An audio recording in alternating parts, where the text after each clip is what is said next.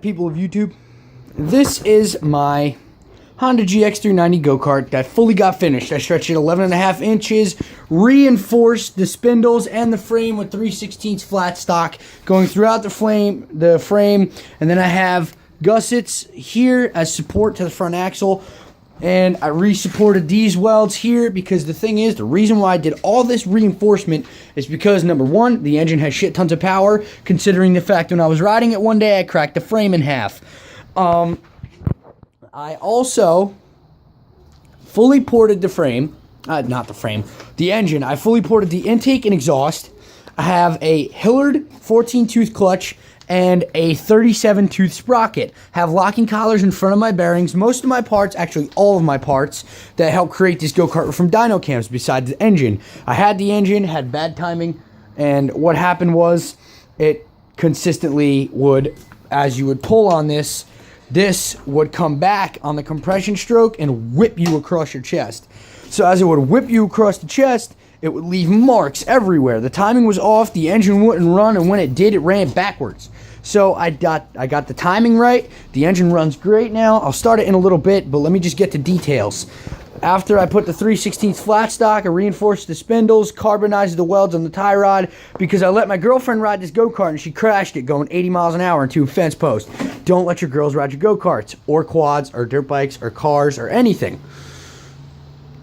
Because I was even there when she rode it. I told her to be easy on the throttle. She doesn't listen. She didn't follow directions. And boom. Broken girlfriend. She sprained both of her ankles.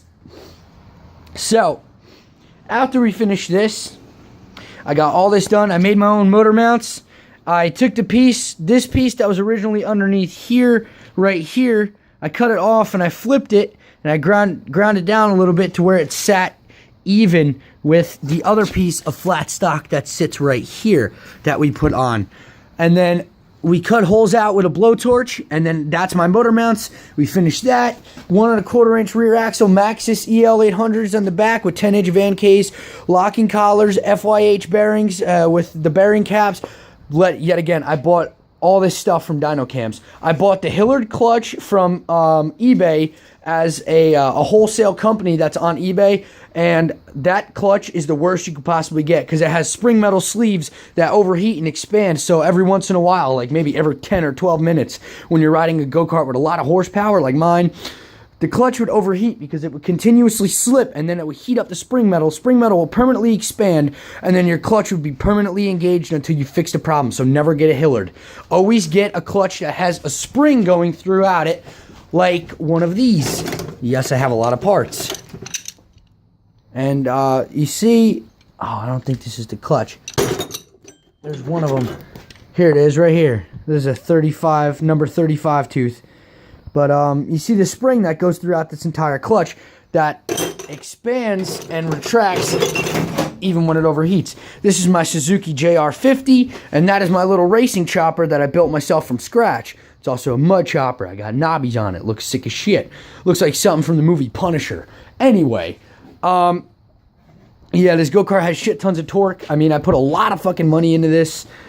Like, probably $1,000 minimal. And then, you know, I put BMX bars on it, because the fly dirt bike bars that I had on it, you couldn't fit your feet underneath. Because the concept of this go-kart that I was always aiming for is to be able to sit down like you're riding a go-kart, but hold handlebars and be able to ride it like you're riding a quad. I got a lever here for the gas. Setting up the brakes soon. It should be coming in sometime. That's $183 from dyno cams for a hydraulic brake system, just to be able to handle stopping this go-kart. This is something nobody's ever seen. You know, I'm glad I finally built this thing. Obviously, I reinforced the spindles. I told you all that already. I got the classic bucket seat from when I first started this build. I can't get rid of that seat because that is one original piece of the go-kart, because nothing is the same. I mean, it is because it's stretched, and it is because it's just a stretch version of it. But, I mean, I did hard work and dedication to make this go-kart look like this. And it's got a lot of money invested to it. So, I mean, I hope you guys like it. Let me start it up for you.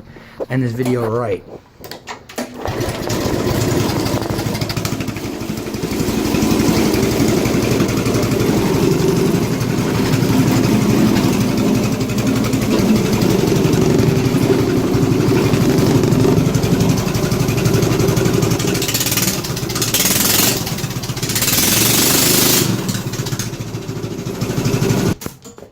Not bad.